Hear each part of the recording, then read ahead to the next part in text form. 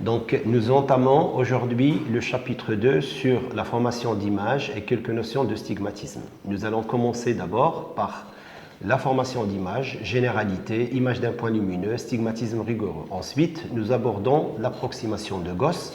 Donc, on définira le stigmatisme approché. Ensuite, on va établir les conditions d'approximation de Gauss pour finalement arriver à la notion du réel et du virtuel dans le paragraphe 3. Donc, quelques généralités et quelques applications.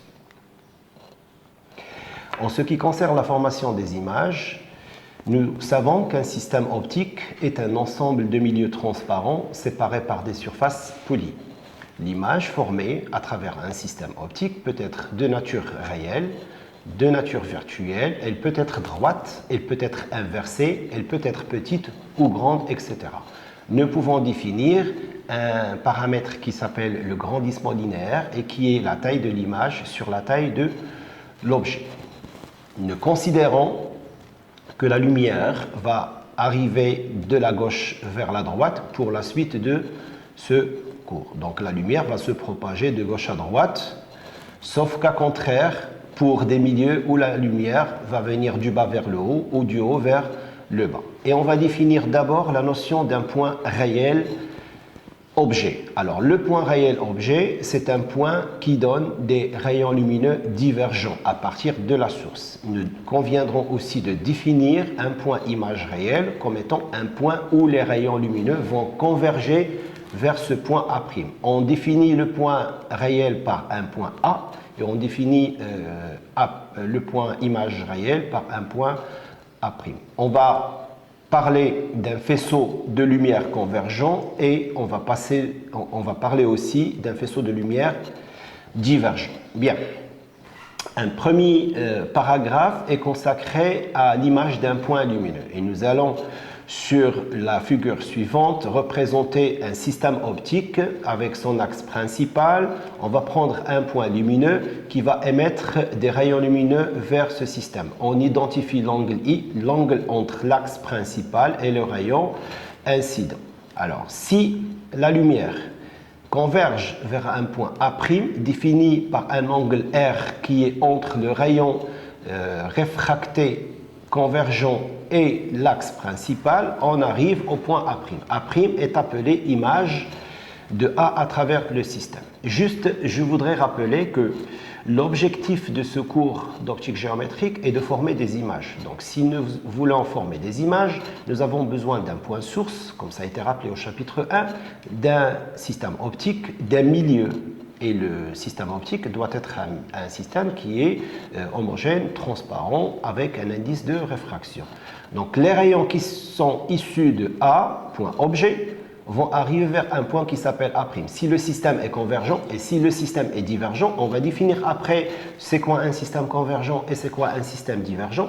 Donc ils arrivent en un point qui s'appelle point image. Exemple, si vous êtes debout devant une piscine et qu'une pièce de monnaie se trouve dans cette piscine et que l'eau est claire et bien transparente, si vous observez la pièce de monnaie, vous aurez donc cette sensation d'observation d'une pièce qui est au fond un petit peu déformée, plus proche de la réalité, parce que la lumière va arriver sur la pièce et sera réfléchie vers les yeux. Et dans ce cas, l'image que vous observez est une image qui arrive d'un objet au fond de cette piscine. Donc c'est une image qui arrive vers les yeux et c'est une image qui est virtuelle. Donc, par exemple, si vous observez un objet à travers une loupe, vous allez recevoir sur l'œil, sur la rétine, cette image. Cette image est aussi considérée une image virtuelle. Par contre, si vous utilisez une lentille convergente et que vous placez un objet bien avant le foyer objet de cette lentille, vous allez recevoir une image qui sera de nature réelle et qui sera par contre projetée sur un écran. Alors, avant d'entamer de manière générale ce que c'est que l'objet, l'image réelle et ou virtuelle, nous allons parler un petit peu du stigmatisme. Et sur la figure que nous représentons, on va considérer deux points objet et image qui sont dits points conjugués, rigoureusement stigmatiques pour le système S, si tous les rayons qui sont issus de A, quelle que soit l'incidence, convergent après la traversée du système optique vers le même point A'. Si nous avons un point unique A' pour un point objet A, nous considérons que le système optique est un système qui est rigoureusement stigmatique pour le couple de points objet et image conjugués. Par exemple, on peut voir sur la figure suivante le cas du miroir plan. Si nous considérons un miroir plan et qu'un objet lumineux, on voit un pinceau lumineux vers ce miroir. Donc l'image formée, le point objet est réel et l'image formée sera virtuelle, et que tous les rayons incidents qui sont issus de A, quelle que soit leur incidence, vont donner un seul point et unique A'. On dira que le miroir plan est un miroir qui est rigoureusement stigmatique pour tous les points de l'espace. Sauf que quand on étudie l'optique, on aura affaire aux lentilles, prisme, lame à face parallèle, dioptre plan, dioptre sphérique, miroir sphérique, et on n'a pas forcément cette notion de stigmatisme rigoureux pour l'ensemble des points. Donc on préfère plutôt parler de l'approximation ou le stigmatisme approché, et on va représenter par exemple sur la figure suivante un dioptre sphérique sur lequel arrive un ensemble de rayons incidents. Mais comme on peut le voir, ils ne convergent pas tous vers le même point A'. Vous voyez, les rayons qui sont plus ouverts vont converger plus rapidement, et les rayons qui sont de faible incidence vont converger presque autour du point A'. Donc le point A' n'est pas un point image qui est unique, et dans ce cas, on dira que ce système qui est le dioptre sphérique ne réalise pas le stigmatisme rigoureux pour l'ensemble des points. Alors, on va définir dans ce sous-paragraphe de 1 le stigmatisme approche.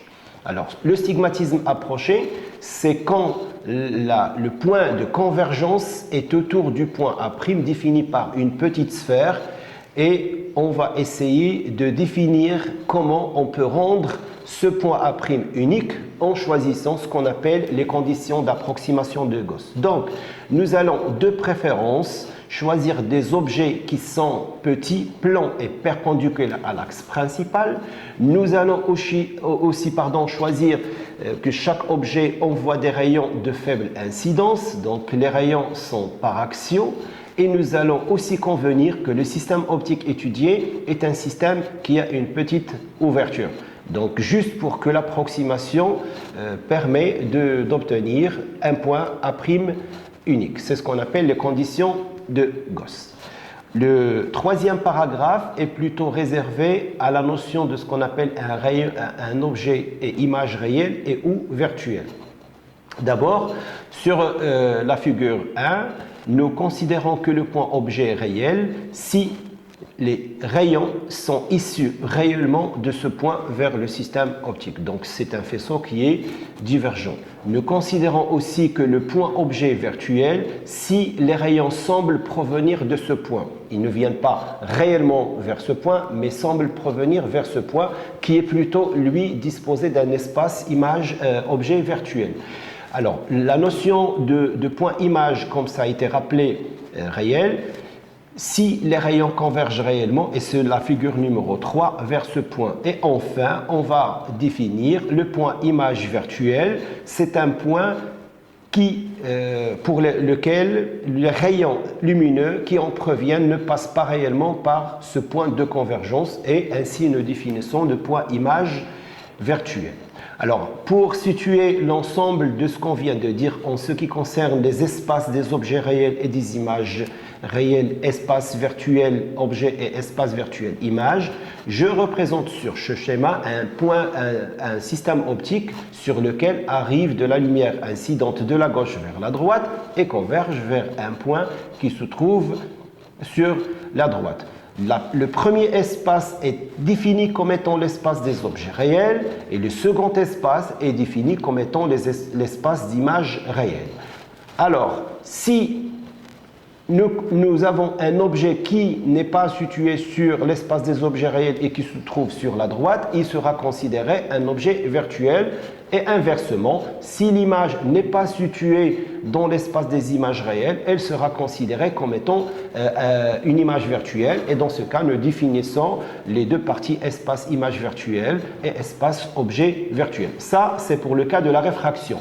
Par contre, quand il s'agit de la réflexion de la lumière, La réflexion de la lumière, nous avons un principe qui est simple, c'est que la lumière incidente va venir et sera réfléchie et revient vers le milieu d'entrée. Donc le milieu d'entrée, c'est aussi le milieu de sortie. Donc si on raisonne en termes de sens de propagation de la lumière, nous conviendrons de choisir que le milieu d'entrée de la lumière, c'est l'espace des objets et des images réelles. Et si la lumière revient vers le milieu de réflexion, l'image sera réelle et l'objet sera aussi réel. Alors que si l'image est formée dans l'autre espace qui ne réfléchit pas la lumière, l'image et l'objet seront considérés virtuels. Et pour plus de précision, nous aborderons dans les chapitres 3, 4 et 5 plus de détails sur des systèmes optiques tels que le dioptre plan, le dioptre sphérique, le miroir sphérique,